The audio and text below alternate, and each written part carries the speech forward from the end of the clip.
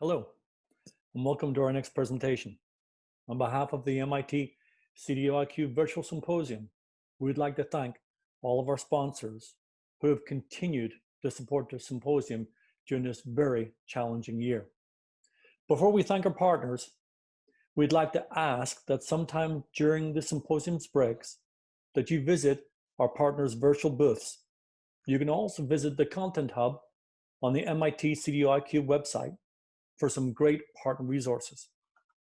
We'd like to thank the following partners: Deloitte, Informatica, Privacy Analytics, DAWX, Fusion Alliance, KPMG, Sandal Consultants, Tamer, Elation, Ali Data, Big ID, Boomi, Caserta, Citizen, Data Kitchen, Garage, Wakira, Pylog, Click, ThoughtSpot, Eckerson, Global IDs, Snowflake, Starburst. And as I said, please make every effort to visit our partners, use the virtual passport, because without them and our partner support, the symposium could not be held. Thank you. And welcome to session 11D.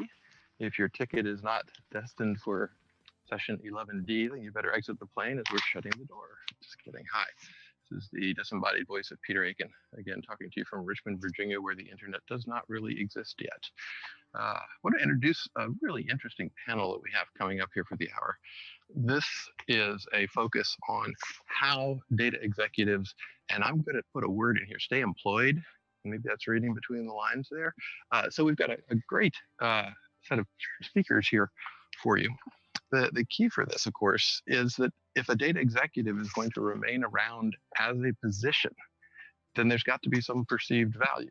Most organizations don't, for example, say, oh, I don't think we need a CFO anymore. I'm making it too easy for everybody.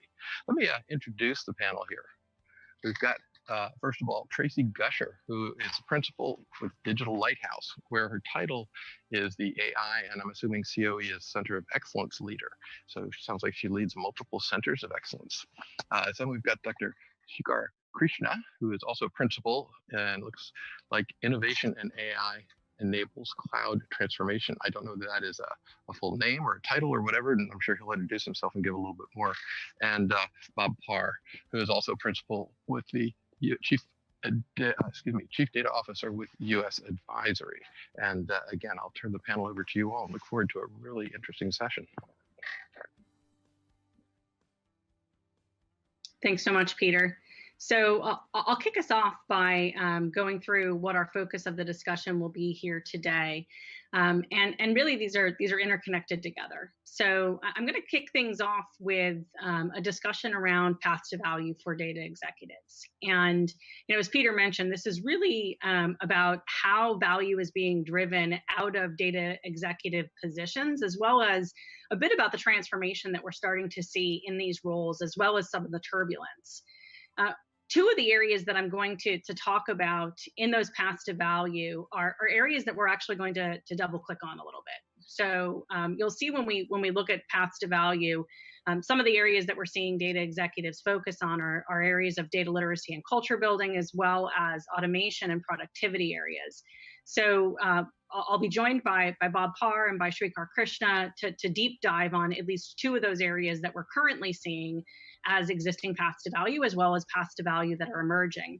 You may also note that one of the things that we did ahead of the conference is we asked a number of you to complete a survey. So as part of our discussion today, we're also going to talk a little bit about the survey results that we saw and some of how that maps against what we're seeing in the market, what we're doing organizationally for ourselves as a company, and how they connect together.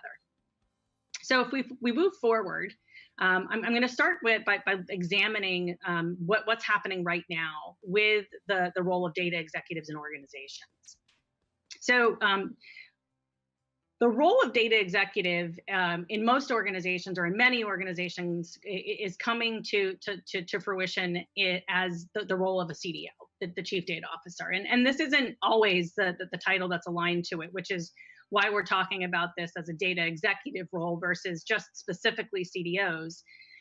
But the role of a CDO or a data executive has emerged over the last few years as being a critical role for most organizations. And in fact, one of the pieces of research that we have here says that, of Fortune 1000, 68% of them say they have a CDO now. And, if you look back just a few years, that was a drastically lower percentage in terms of who had CDOs just a few years ago. We saw a fast emergence of the CDO role within the financial services organizations, but a lot of other organizations in other industries were a little bit more slow to adopt, and that dichotomy has very much changed. We're seeing that most organizations today are recognizing the need for data and in fact putting them in place. But what's interesting about that is the tenure. So, the growing number of organizations that have CDOs is exponentially growing, but the tenure of CDOs within their roles is actually quite short. Forbes estimates that the average tenure currently of a CDO is about 2.5 years. And there's a number of reasons for that. And one of the core reasons is the path to value, is how CDOs make their value apparent within the organization, how they can tactically make it part of the value generation stream that is viewed within the organization. And furthermore, how it lives on to be something that is more than just a governance or management type of role, but a critical type of role for the organization, just as you would see as with HR or IT or finance. And in fact, by 2021, Gartner estimates that 75% of large organizations will have an office of the CDO that is seen as a mission critical function, just like HR or finance or IT is.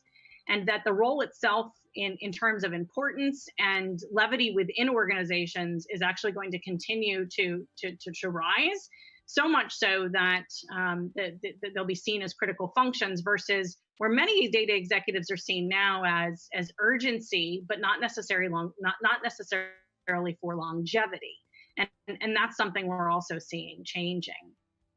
I think, one of the key things that we haven't seen as demonstratively to date, but we do see also changing, is how CDOs are being embedded in and being leveraged for more strategic initiatives as part of organizations. And when I talk a little bit about the personas we're seeing develop within organizations and the paths to value, it'll be evident that some of those are really how these roles are being tied to strategic imperatives and how they're impacting them. So let's take a look at these paths. And we refer to these a bit as personas. And what I mean by personas is that personas, every CDO or data executive has a unique persona within their organization. Now, if you look at other roles like a CIO or a CFO, there's some nuances organization to organization, but fundamentally the role itself and the way that it impacts and integrates into the organization is fairly consistent from one company to another. And that's very different when it comes to CDOs, at least the way that they are today.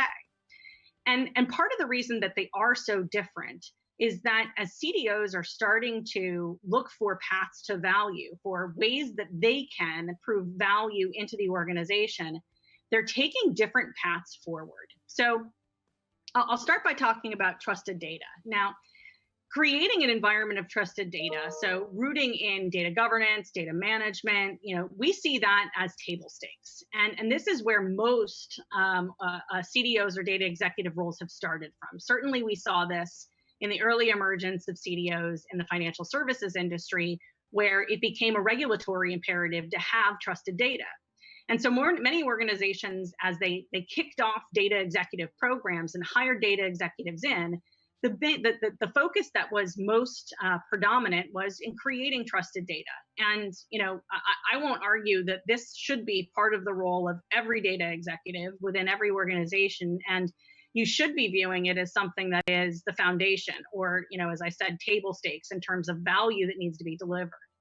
But the problem with trusted data is it's hard to quantify the value on it. So, I've had more clients than I can count say, okay, so I know I need to do this. I know that having trusted data, I know that having well-managed, governed data is and should be an imperative, but how do I prove ROI on that? And that's where a lot of data executives have struggled in terms of communicating the types of benefits that their programs are realizing within their organizations. And so the evolution that we're seeing is different data executives are starting to develop their own persona above and beyond the trusted data, the trusted data label.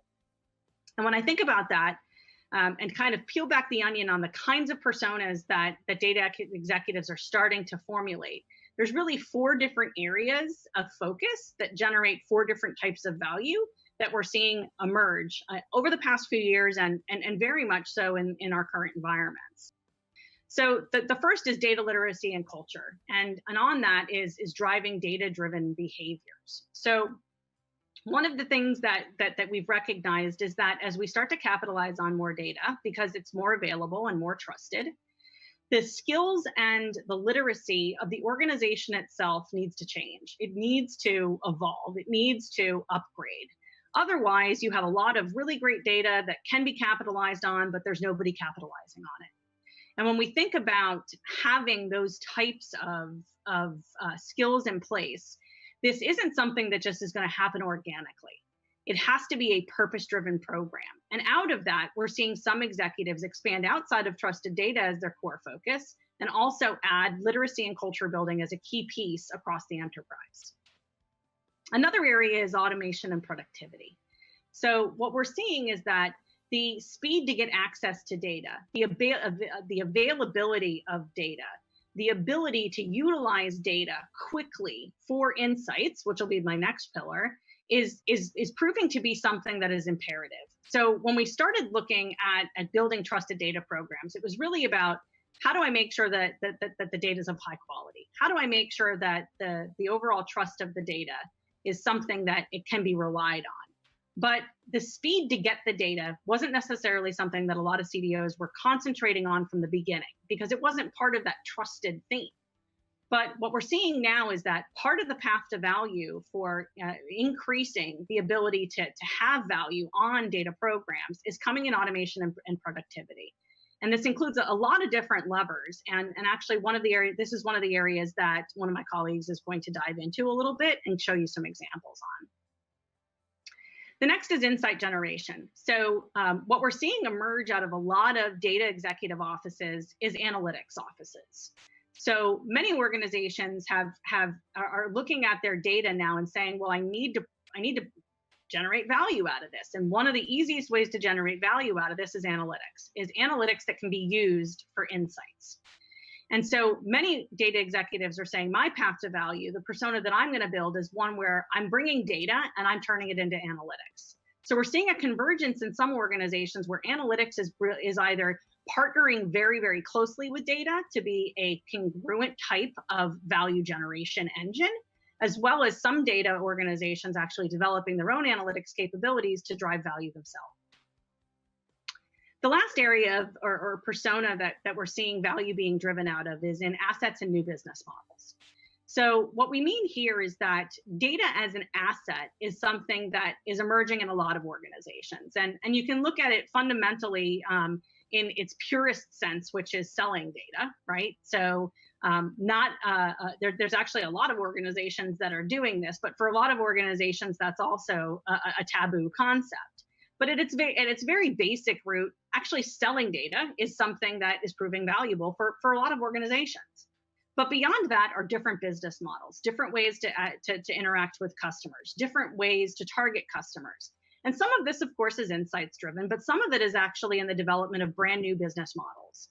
If you look at the way that data is being used in organizations like Netflix or Uber or some of these other, last 10-year technology companies, data is at the heart of their business model and is leveraged for the way that they do business.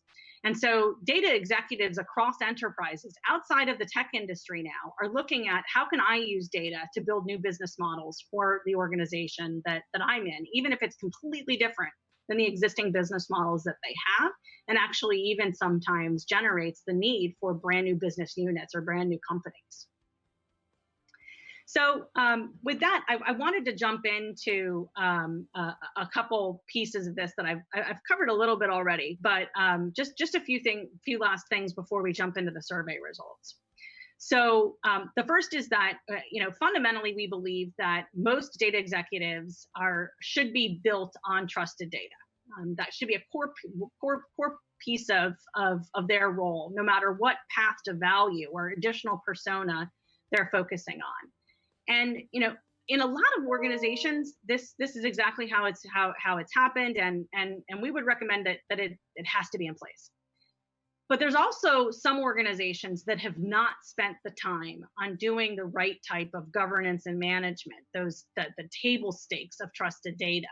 And what they're finding is when they're generating value out of new business models or out of insights or on other paths, they're hitting some really big challenges. They're hitting some real issues because the data itself can't be trusted, and therefore the new business model or the insight can't be trusted.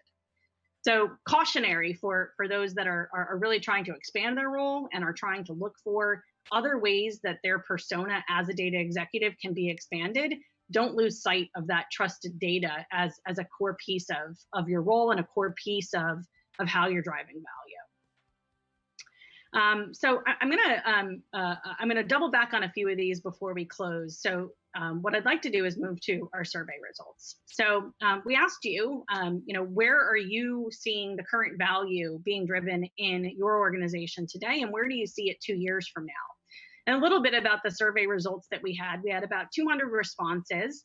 And of that, the highest population from an industry perspective that responded was in financial services, in healthcare, life sciences, in technology, media, and telecommunications, as well as in government. Some smaller contingencies from industrial markets and from consumer and retail.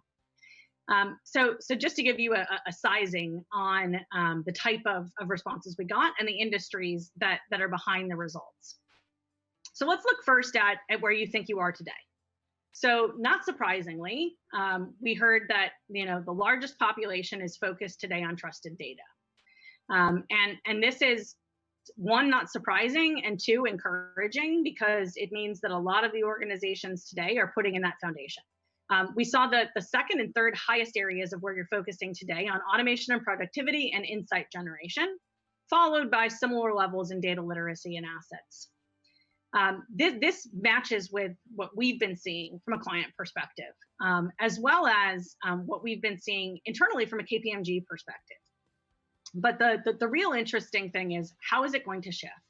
So as we're looking at how the data executive role is going to provide more ongoing value and become a tenured senior level position that lives on, how is that value going to change? So let's take a look at what we saw from a go forward perspective, a looking forward perspective. So a couple notes about this chart. So the teal boxes are where the survey respondents see their data executive roles being focused on a future basis, and that dark blue bar is a comparison against where you are today. So focus areas. Most across the board expect that their focus on trusted data will shrink some, which is not surprising, because if you put in the foundation and you have the ongoing programs running like engines, then you don't have to focus on it as much. It doesn't remove the need for it. It doesn't remove the need for it to be something that lives and breathes in your organization as an ongoing function. But the level of time that you have to focus on it should decrease. So that's A, encouraging, and B, what we would expect. I think some interesting things that we saw in these results that are the same, as well as some things that are different from what we've been seeing with our clients, are in these areas. So first is data literacy and culture. I actually really expected for literacy and culture to be higher than it was in the survey results. So generally speaking, most of the data executives that were surveyed indicated that literacy and culture is something that is going to pretty much remain the same from a focus area. And this was surprising to us because, a lot of the organizations that we're working with tell us we now have some good data to work from, and we've got good data scientists or good analysts that can work with the data, but our organization doesn't know how to use it, or we have HR analysts that don't understand the new sets of tools that they can use now that they have more data, or our financial analysts are continuing to use the same methods, the same approaches, the same analytical methods in the way that they're doing their work, even though they've got better, bigger, and more accessibility to data. So that was actually a surprising one to us. Automation and productivity was actually another one that we found that we thought was interesting in terms of focus, pretty much flat.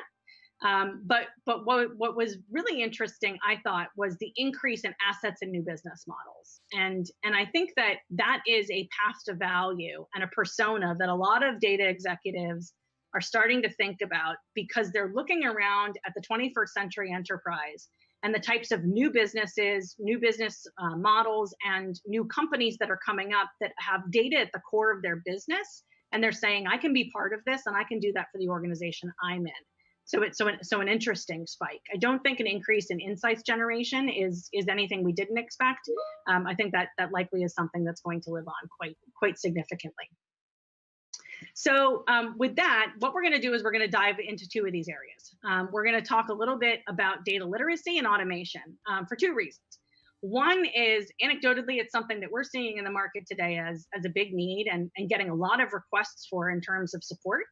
Two, it's areas that we as an organization internally are significantly focusing on. And three, hopefully we'll open the eyes of everyone that's in attendance today on some of the unique things that we're seeing happening in these two spaces that might be different from perhaps what you've seen in the past or what you're seeing within your own organization. So with that, John, why don't we move forward? And I'm going to pass the ball over to my colleague, Bob Parr, who's our Chief Data Officer within KPMG for our advisory business. And he's going to talk a little bit about how we're undergoing our own data literacy transformation. So Bob, thanks, Traci. over to you. Appreciate it. Well, before I get into some of the content, let me just talk a little bit about my journey. But a year ago, I was actually a principal in a consulting group focused on serving CDOs, and across a variety of data issues. And an opportunity came along to kind of put my money where my mouth was and actually apply some of this internally in our organization, and help make us more data and insight driven as an organization, even more than we are now. And so that was a really exciting prospect to take that on. So I did that about a year ago. And so as I was thinking about the portfolio of things that I wanted to focus on, my paths to value, I started looking at some statistics around organizations and their path to becoming more data driven. And, when I looked at what I saw, I wasn't shocked so much as just a little bit disheartened, because, it was clearly the statistics here on the left were showing us they are struggling to do that organizations, despite of all the efforts, all the investments, the growth that we've seen in this role, it's still a major challenge. And, it's not about the technology, obviously. It is something more cultural. And I started to think long and hard about data literacy as really a force multiplier that might be the missing link in connecting and creating more of that data-driven culture. I mean, organizations were doing some things right. They were embedding in their organizational strategies the need to be data-driven, and so they're articulating that outwardly, and they'd started wholesale recruiting efforts around more data engineering, more data science. But when you think of it, at best, that's 5-10% of the population. And when you have an organizational strategy, that 5-10% can't carry the whole strategy. It has to be much more broad-based. And so that's what made me think about literacy as really being a really important lever or path to value for my organization if I was going to make us more data and insights driven over the coming years. We could progress the slide. The next piece I looked at was, okay, well, I know there's this is complex. I know it's going to be multi-year, but where are we today? And I surveyed our folks. I surveyed a number of other organizations, clients around this topic, and what we came out actually, tied nicely together. That we had really small clusters at the more advanced end, and about 75 or 80%, as you can see, at the more basic entry level of the data literacy path. And so clearly there is going to be a lot of work to do.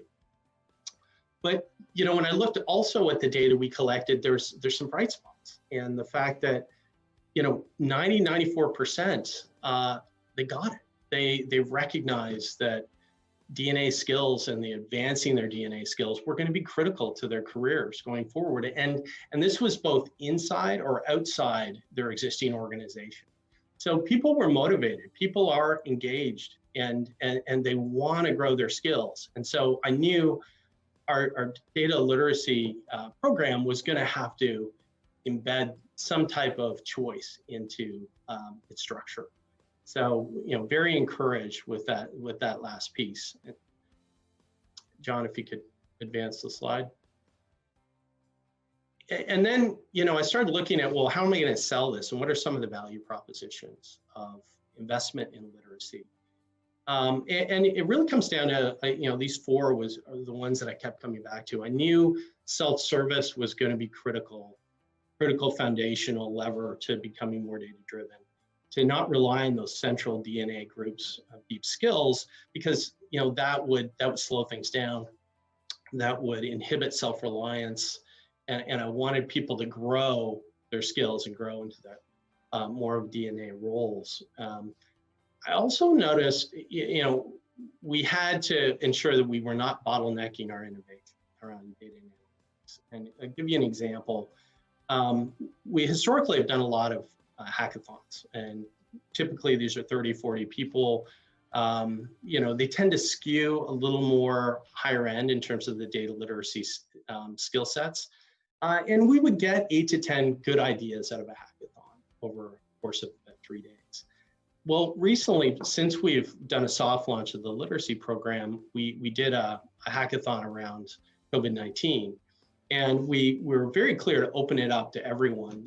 And we ended up, in the span of 8 hours, we got 170 people wanting to participate. And about 100 of those were very, very early on their data literacy journey. There were those Excel folks that were looking to upgrade the tooling and the approaches.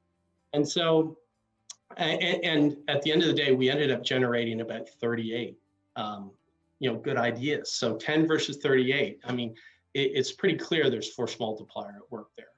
As well, the fact that we're going to need a common language if we're going to start sharing across silos and collaborating more. And then, we're a regulated industry, as many of you are also. And so getting, common baseline, a common language, common understanding around privacy, the cost of bad or biased data, and whatnot, was going to also would be a foundational pillar that we had to incorporate. We could progress the slide. So where do we end up in terms of the structure of our program? That would be helpful to just talk a little bit about how we structured ours. Clearly there's multiple levels. We set out, this had to be progressive, and it had to have something for everyone. The data scientists needed to find a home here, as well as that person that was just starting their DNA journey. So had to be progressive. It had to give us a common language to talk about the achievement and the competencies at each level. And it was important that, people didn't think they had to get to level 5. I mean, depending on the business, depending on the individual's preference, they would pick, and the business would do planning, top-down planning, and there would be some give and take around ultimately how people got slotted and how the plans got developed, person by person, group by group. So it was a fairly flexible landscape on which to architect the program. you know, if I just kind of dive a little bit briefly into some of these levels, the first level, you know, we made mandatory simply because that was so much of the common language that we needed so that we could collaborate across groups. And so this was level setting on data concepts. You know, the other thing, and it was about 9-10 hours of coursework, all digital. There was an additional couple courses that we asked our leaders to participate in, and this was important because we knew, regardless of how successful the grassroots efforts were, if we didn't get to the leaders and we didn't help them understand how to manage data-driven teams differently, how to encourage them on their journey, how important that was to our future, and how their job needs to change, how they look at opportunity, how they look at risk. All of those things were going to have to shift, and they needed to have open eyes when they looked at all of that. And then we get into level 2, where this was really the workhorse of our literacy program. This is where we brought together a common analytic methodology, common tool sets, and really recognizing the need that we can't just put people into a virtual lab and expect them to retain those skills, that there had to be a connection to something real. And so we organized pipelines of nonprofit projects where the small groups of people would work in tandem with a nonprofit and help them solve a DNA challenge that they had. And I'll talk more about that in a minute. But that active learning aspect of level 2 was really important, absolutely critical. And, you know, it did increase the burden and the hours, required to get the second level. But it was the difference between something that would be fleeting and gone in 2 weeks versus something that would have more staying power. So we got into level 3, we started looking at partnerships with universities and really get out of the space, the BI world, and get more into AI. And both with 2 tracks. One, looking more at the business of AI and in terms of where opportunity sits. How do you look at a function? How do you look at a process? You know, how do you think about the value that AI can bring to those versus how do you build AI solutions, which, you know, a smaller subset of folks, but more of the engineering behind the scenes.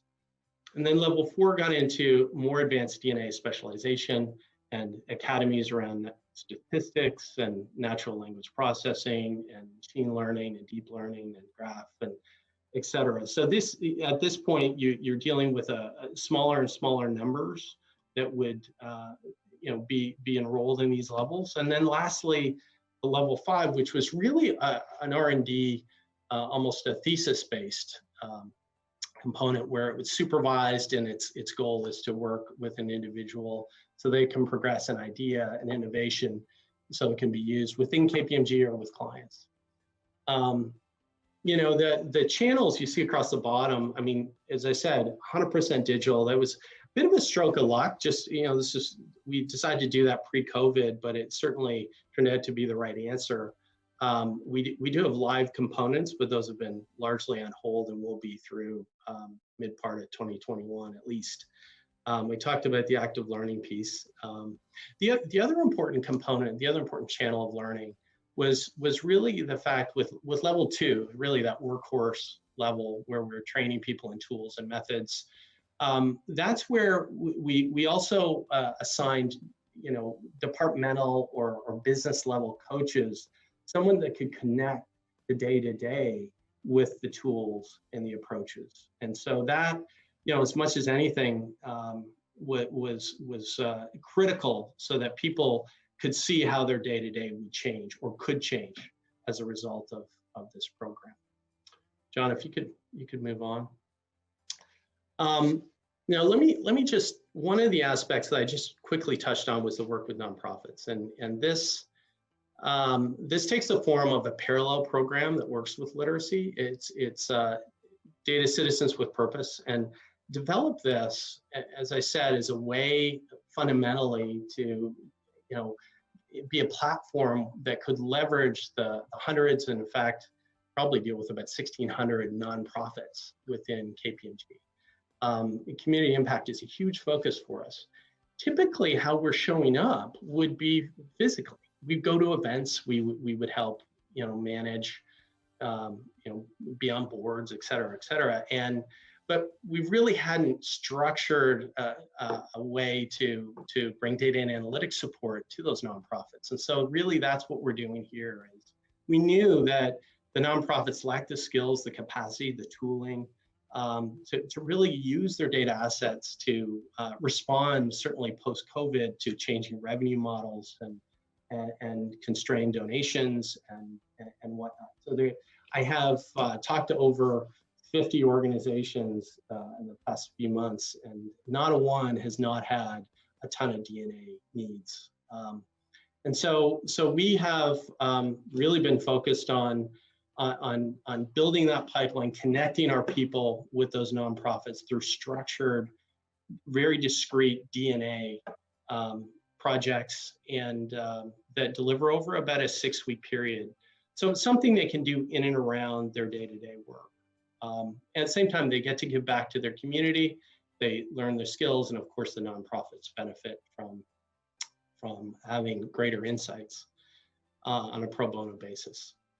And from an overall scorecard perspective, the magnitude of this, John, if you could progress, you're looking at about, there was about 65,000 hours that we're planning on generating from, in terms of digital community impact. This translates to impacting about 80 nonprofits, and that represents about 2,500 people that will be moving through our level 2 literacy program. So this is a significant way that KPMG now is going to be showing up and supporting our communities. Go ahead, John. And then, the last thing I'll leave you with is just from an investments perspective. So looking back on what we built and what I thought was really critical and worth talking about, from a content perspective, we knew we couldn't develop all these courses ourselves, even though we had almost a business school native to our organization. We decided, we had to rely for speed of market purposes on these external vendors, and there's a ton of content out there. I mean, it takes some time to curate it, but I can't tell you how much faster we are able to run because of the focus on that. The other thing I talked to before, which was DNA coaches, which were specific to the business lines that were able to connect people, the tools and the methods to their day-to-day. I also, inherent in that was a standard DNA toolkit. I'm not saying standard toolkit for the data scientists, but for the 90%, the rest of us, having that standard toolkit is critical so we can build critical. And then from a business engagement and accountability standpoint, each of our businesses have DNA champions. So there's people that we can talk to that are senior levels that we can connect and we can talk about their target levels of literacy and how they're progressing using metrics-based dashboards, and can be actioning that together. So all of that sort of comes together to ensure that we've got a tight steering wheel on our migration towards becoming more data-driven. So with that said, just to keep things moving, let me pass it over to Sreekar Krishna, who will talk a little bit more about key path to value in digital transformation and through the use of telemetry. Sreekar? Thank you, Bob. Appreciate it. Hello, everyone. Can you guys hear me? Yes. Yeah. Thanks. Yeah. So can you, Sreekar, can you activate your camera, please? it is on. I can see the. I see the camera. Oh, there you go. Okay, something was wrong. Hello, everyone. Traci and Bob have been talking about the path to value. And what you heard so far from Bob is basically an enabler within the organization for CDOs to culturally improve the literacy of the group itself, of the function or the organization. I want to pivot a little bit more to what we heard in the survey, which was more about the productivity as well as the automation track. And what we have seen, in all our engagements with the various CDOs within organizations, it's one thing to curate the data and make it available to the various businesses within the organization, but it is another value driver to really to coach your organization on applying the right type of analytics, the right type of data, the right type of data assets within the organization. And that's where what we have seen is there is starting to drive a clear contrast between the companies that are still thinking traditionally around data versus companies that are starting to think more digitally around their data. And that has to do with telemetry. And I know some of you folks or many of you folks might have come from a very process mining background. Like myself, I came from electrical engineering background. We paid a lot of attention on process.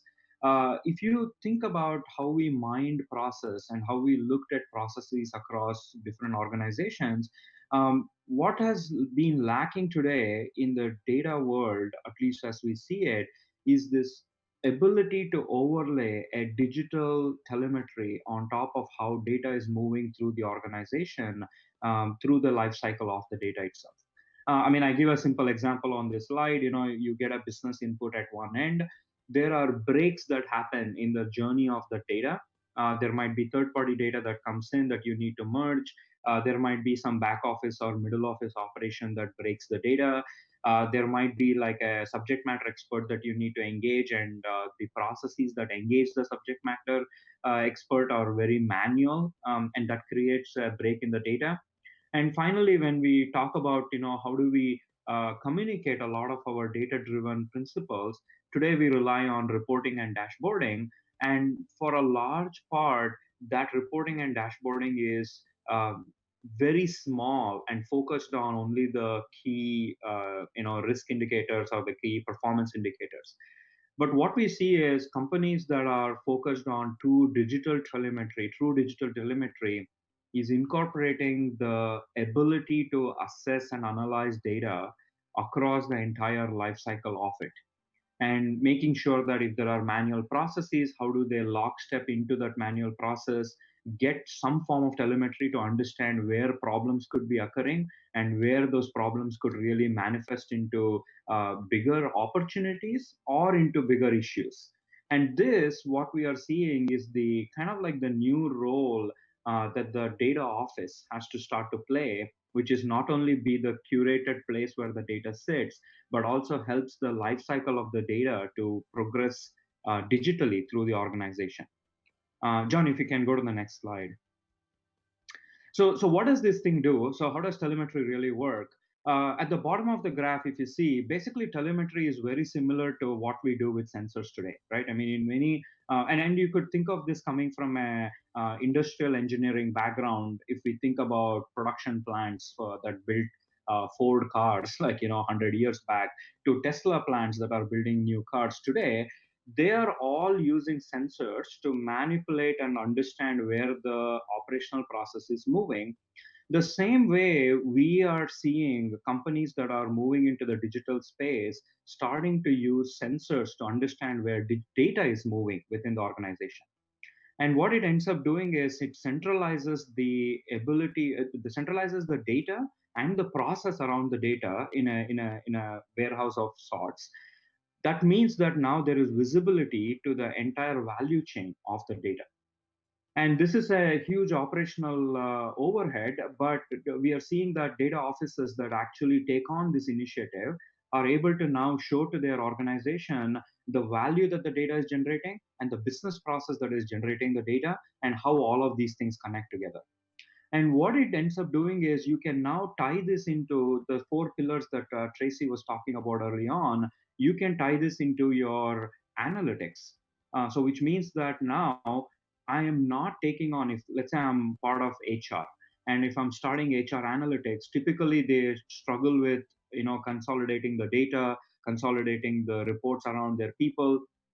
Today, that is a huge struggle for HR divisions. So that's why a lot of the analytics initiatives within HR are not even launching, because they don't have complete idea or telemetry about how the people within the organization engage the organization.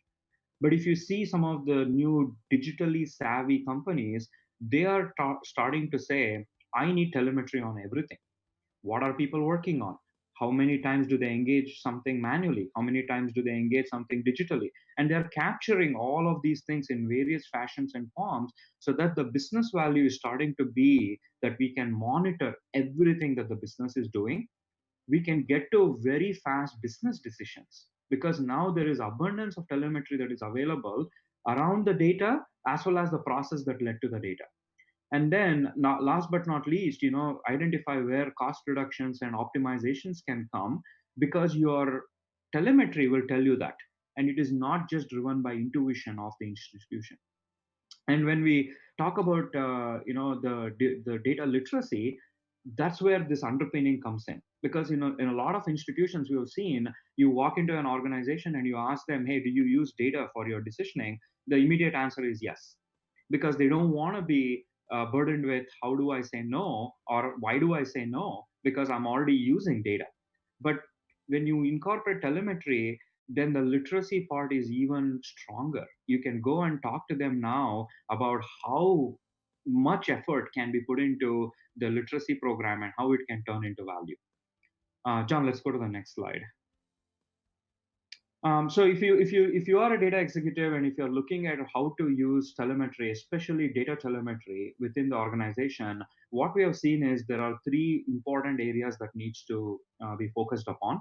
One is digitizing as much of the data operations as possible, especially around third-party data that comes into the organization. And what I mean by telemetry is capturing when the data arrives, when the data gets distributed, when does the data go through the ETL process, having very precise and consolidated telemetry around each one of these steps, and even making a note of how the data gets downstream all the way to the consumer. All of those important aspects of measuring helps us in the second step, which is visibility and metrics across the organization. So we are all familiar with our performance metrics, coming from from the land of executive. Why not give performance to the data? That's what telemetry really starts to hone in on. How much performance can I get out of my data? And last but not least, as we were talking about the culture of getting people to dive into data and become more data literate, the question then is how can we push the culture to make decisions based on that data? That data-based decisions also means that now the trust in the data increases because I can look at the telemetry of it and say, look, I have more trust in this data because I can see the journey of it before it ended up in the data warehouse. When I have trust in looking at the journey, I have more trust in the data. When I have more trust in the data, I make my decisions based on the data that is there. Now, all my objectives and key results can tie into that data and the telemetry that is centered around the data. So now I can actually see a path to value for that particular data. And as a data executive, we start to see institutions start to make a strong case for pushing this ahead. John, if you can go to the last slide. And in the interest of time, I'll very quickly introduce some of the places where we have seen large success. Obviously, we work with a large e-commerce retailer who've been using data telemetry heavily in incorporating new technologies into their warehousing. They have started to use thermal cameras, imaging sensors across the board. And what it has helped is, and especially in the COVID-like scenario, when HR wanted to implement a social distancing concept, their platform was ready with all of the telemetry, and they were able to very quickly move the platform to the place where they are able to do real-time social distancing and health monitoring of all their employees on warehouse. We have seen this thing happen in restaurant industries. As you can tell, like COVID has really pushed restaurant industries to reinvent their own future. And in that model, we are seeing some of these restaurants that are using telemetry that was already available within the enterprise, right? In their production pipeline, they had telemetry because that's how they were optimizing the pipeline. Now they have taken all of that telemetry and made it available to their customers through very digitally engaging apps. What that is doing is it is enabling the customers to become successful all by their own volition by looking at this telemetry, and that in turn is adding a lot of value to the system. And last but not least, financial services, it has been heavily driven by data, and adding more telemetry to it is increasing the ability to do the KYC, right? Know your customer faster and get to value through the organization.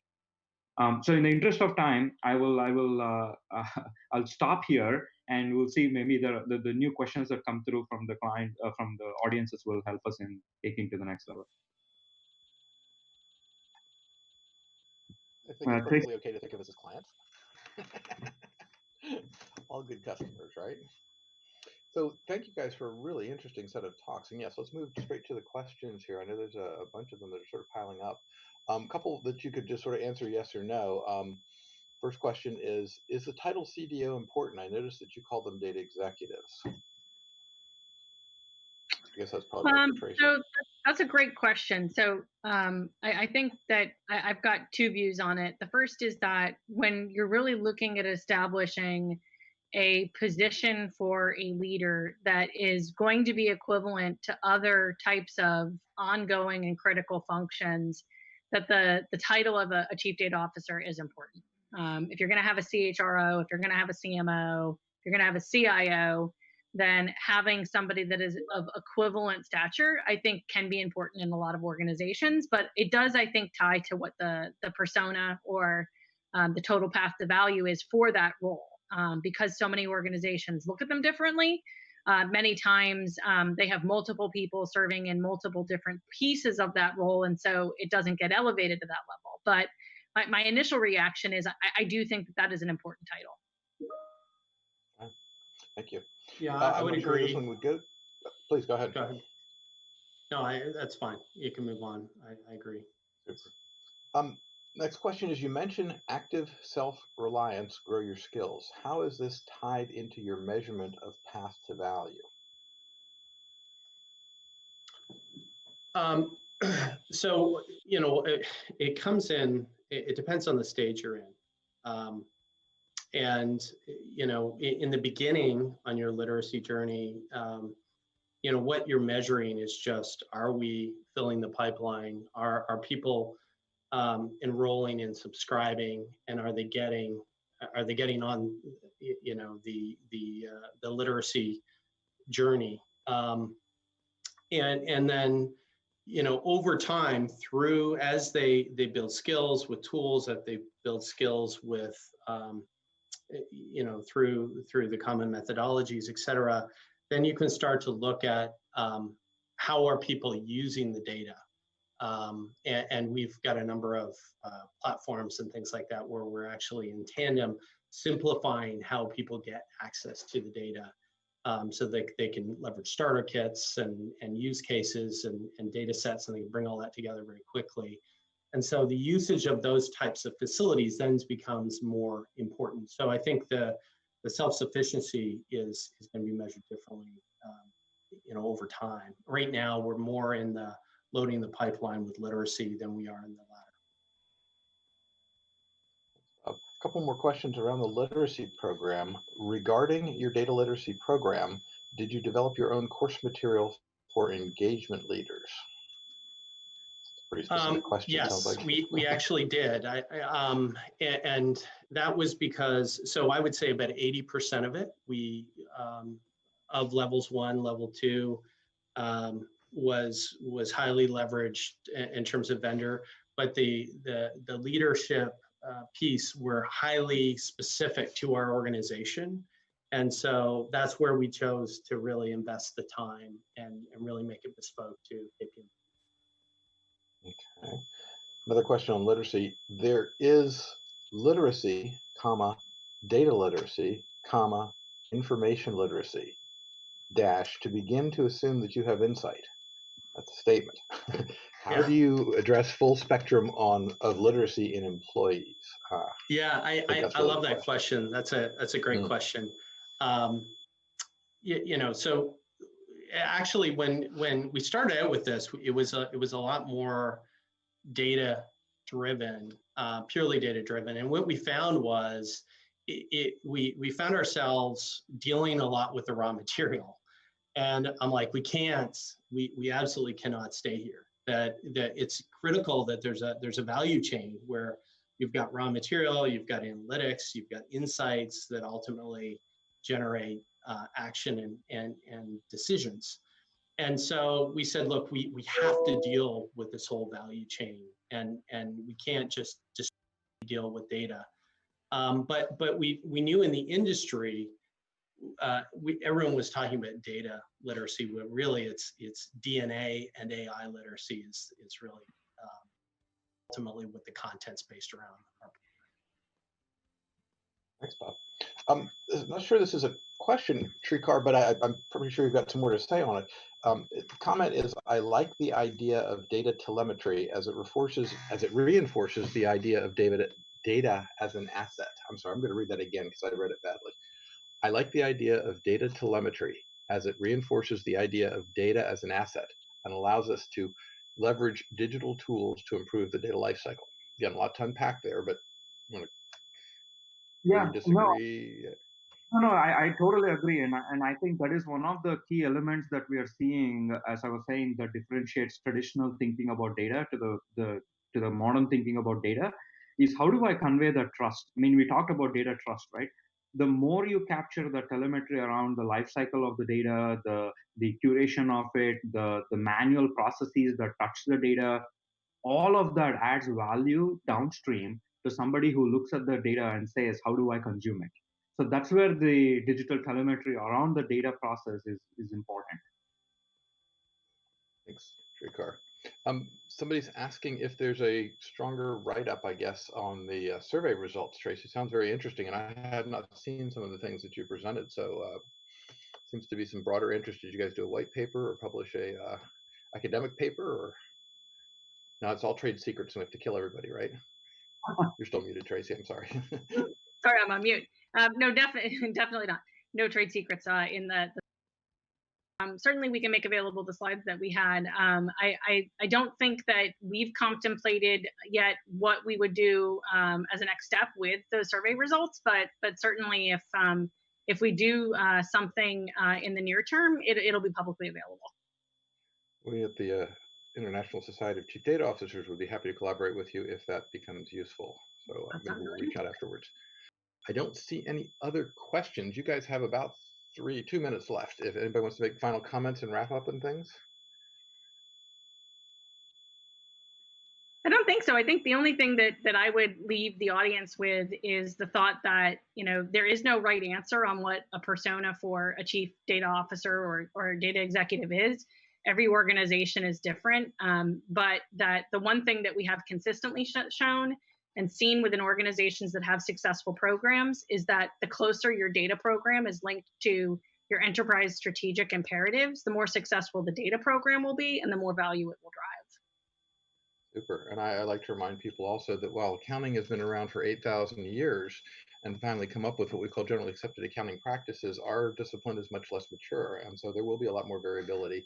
And it's up to efforts like this, where you guys have shown a broad sort of scope, but then within that, 2 very specific tracks that are in there. And like I said, I think this is really interesting, and I want to give it a little bit broader circulation beyond just the conference here. So I want to thank Bob for coming in and doing this. Sreekar, thank you for joining us. And Traci, thank you for joining us as well. We've had, I think, a very good hour here.